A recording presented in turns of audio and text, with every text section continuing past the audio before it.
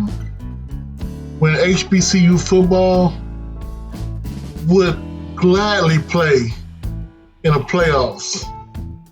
There was a time when HBCU football made it their mission to go up there and beat the crap or install their will against PWIs. I guess it all becomes, generational. Whenever a generation comes forward, they want to give the kids what they didn't have. I'm guessing they didn't give the kids what they did have. A testing of fortitude. Yeah, this is old tape. A Prairie View A&M in an NAIA National Championship game against St. John's of Minnesota. Yeah. People got to understand something. I understand they're talking about the finances and the money.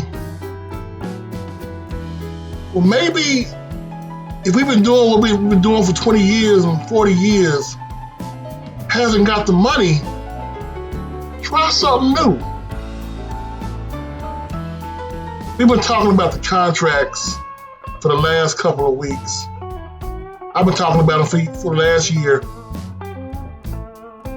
What we got to understand, people, you're not going to get better if you don't test yourself. Since we like history so much, the Greeks were still living in caves. They learned from the Egyptians. FAMU will be 10 times better after what they learned last year in the playoffs.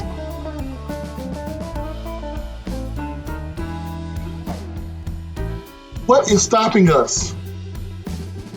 Is it pride? Are we scared? Are you scared to lose to a PWI? What happened to all that pride that we had in the 60s? The pride we had in the 70s, in the 50s. I know that's backwards, but are we scared to take an ass whooping? I want people to understand something. This is an article from the first Prairie View Bowl from 1929.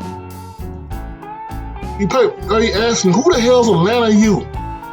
Atlanta University became Clark Atlanta. And they won the very first Prairie View Bowl. I want people to understand some things, man. If we don't know our history, we don't control our history, we're doomed to forget our history. With Prairie View A&M, there were also other bowl games. Do y'all remember a bowl game called the Tropical Bowl? You probably don't.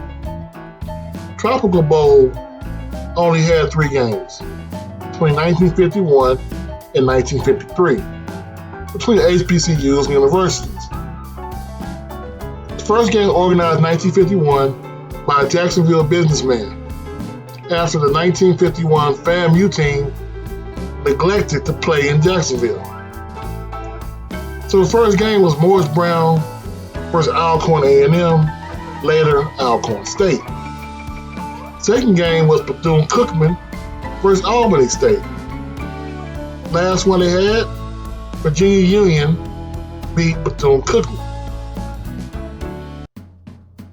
See, the thing is, we have control over our history.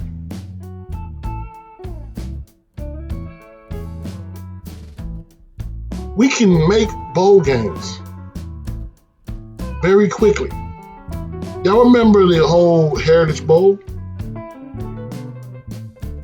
held in Atlanta, I believe. First one was in Miami, then it was in Tallahassee, then the Georgia Dome. Why is it we are the only ones who can't control our content? Another thing, the last couple of games for the Prairie View Bowl, I'm gonna beat this like a dead horse. They were averaging around 15 to 10,000 people. Now the last three, of course, they were kind of bad because Prairie View was just that damn good. Prairie View was going towards the national championship game. They weren't playing just for the black national champion. And I know, I understand, I get it. The same people who parents were fighting tooth and nail for black equality back in the 60s and 50s want to be black separatists now. Well, here's what you gotta understand. Being separate means you're not gonna grow. I would prefer, it would make more sense to have a bowl system. The same way the FBS does theirs. Want to have playoffs? Okay. Every conference champion get into a playoff system. Starting New Year's Eve. Everybody else, go to a bowl game. How does that work out? We have every conference champion, or FCS.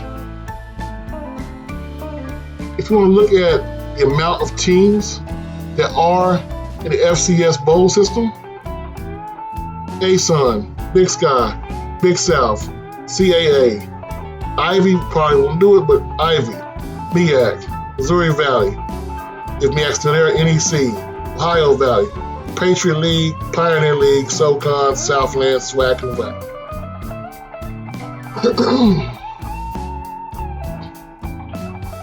It's that simple. If you want to do it even smaller than that, pick the top 6 and 2 at large. Everyone else gets in the bowl game. But you know, we're not going to man up. We're going to wait until the money runs dry.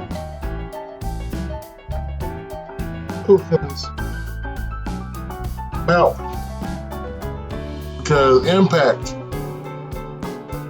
to me, is better than views.